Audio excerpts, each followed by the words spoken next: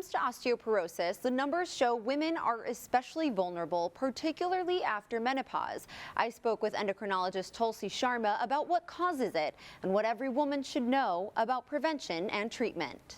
Dr. Sharma, thank you so much for talking to us today about this really important topic, osteoporosis and its impact on women. Yes, thank you for having me here. Of course. I'm really excited. Of course. First, for those who've never heard what osteoporosis is, what is it exactly? Sure.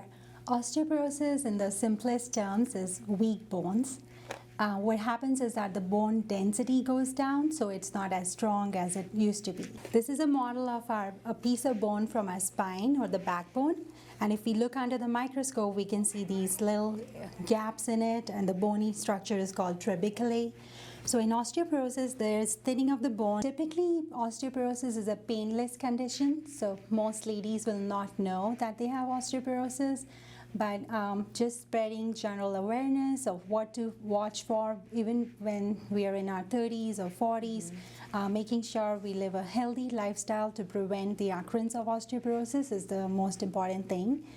And lots of times, the biggest factor is genetics. So the patient has had a really good healthy lifestyle with no other major risk factors, but just genetics in their family can raise the risk of osteoporosis in them. And why are women, especially most particularly postmenopausal women, more likely to develop osteoporosis over men? Women typically tend to bond with thinner bones in general, and then after menopause, estrogen levels drop drastically at that cutoff, and there is a drastic decline in the bone density over the next 10 years. So between 50 to 60, if menopause happens, we see a steep decline in the bone mineral density.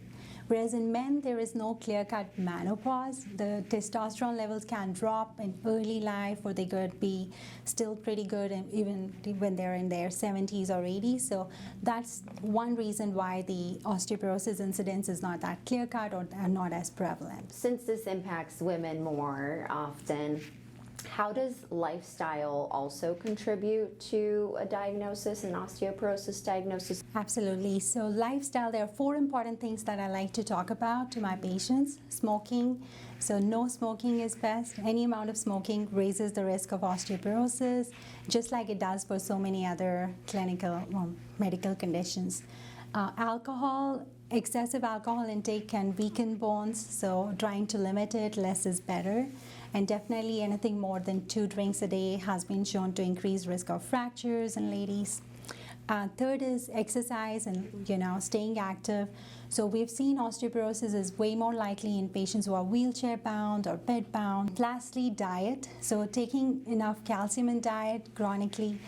Patients who are chronically deprived of calcium intake and have really poor protein intake and overall poor nutrition have higher incidence of osteoporosis. And we see that young girls with anorexia nervosa, they can develop osteoporosis much earlier, and that's a very significant risk factor as well.